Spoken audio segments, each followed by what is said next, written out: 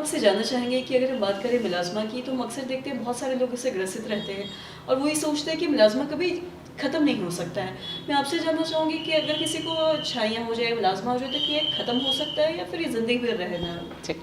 पहले हम मेलाज़्मा क्या होता है, क्यों होता है, इसके बारे में जानेंगे और एक बार हम इसको जान पाएँगे तो उसको प्रिवेंट कैसे करना है या उसके लिए रेमेडीज़ क्या यूज़ करनी है वो जान पाएँगे। मेलाज़्मा या छाइयाँ एक तरीके की पिगमेंटेशन की प्रॉब्लम है या जिसमें कलर चेहरे पे दाग धब्बे आते हैं। ये दाग धब्बे जनरली सेंट्रल फेस पे या चिक्स पे या ये वाले एरिया पे, फोरहेड पे कहीं पे भी आ सकते हैं। फेस मोस्ट कॉमनली एरिया है जहाँ पे मेलाज़्मा होता है। तो ये एक हार्मोन से जुड़ी हुई समस्या है। बहुत सारी औरतों को प्रेगनेंसी के दौरान या मतलब उसके बाद या ओसी पिल्स लेने के वजह से, जो हार्मोन कॉन्ट्रासेप्टिव्स होती है उसके वजह से भी ये परेशानी होती है और सन एक्सपोजर के वजह से ये और ज़्यादा गहरी हो जाती है। कुछ कुछ जेनेटिक भी होते हैं, मतलब बहुत सारी महिलाओं को अपने फैमिली में हिस्ट्री है तो उनको होने के चांसेस रहते हैं। जो आदमी हैं उनको भी मेलाज़्मा की समस्या होती है, तो सन एक्सपोजर उसमें ज़्यादा रोल प्ले करता है।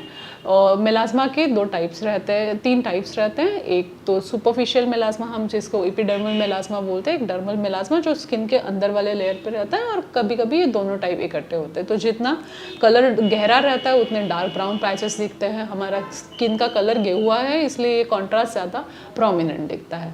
तो मेलाज़्मा थोड़ी सी एक डिफ़िकल्ट टू ट्रीट बीमारी है क्योंकि ये पैचेस ट्रीटमेंट के साथ लाइटर हो सकते हैं, कभी कभी पूरे भी जा सकते हैं, मगर उसको फिर से अगर स्टिमुलेशन मिलता है, जैसे हार्मोन्स तो हम शरीर से नहीं निकाल पाते।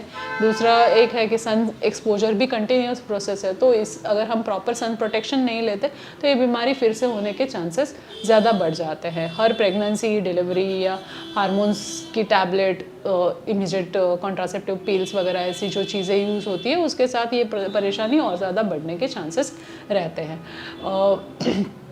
बहुत बार फीमेल्स इसके लिए बाहर ओवर द काउंटर मिलने वाली चीज़ें इस्तेमाल करती है, जैसे लाइटनिंग क्रीम्स होते हैं, उसमें कुछ स्ट्रॉन्ग दवाइयाँ होती है, उसका प्रॉपर तरीके से इस्तेमाल नहीं करने के वजह से या प्रोलॉन्ग्ड इस्तेमाल करने के वजह से स्किन पतली होना, वहाँ सेंसिटिविटी पैदा होना या धूप से बहुत जलन होना, चेहरा लाल होना, ये सारी समस्याएँ होती है। तो सेल्फ मेडिकेशन पहली बात तो नहीं कीजिए, और कोई भी डीपिगमेंटिंग क्रीम लगाने से पहले सनस्क्रीन लगाना हमें ज़रूर सीखना है।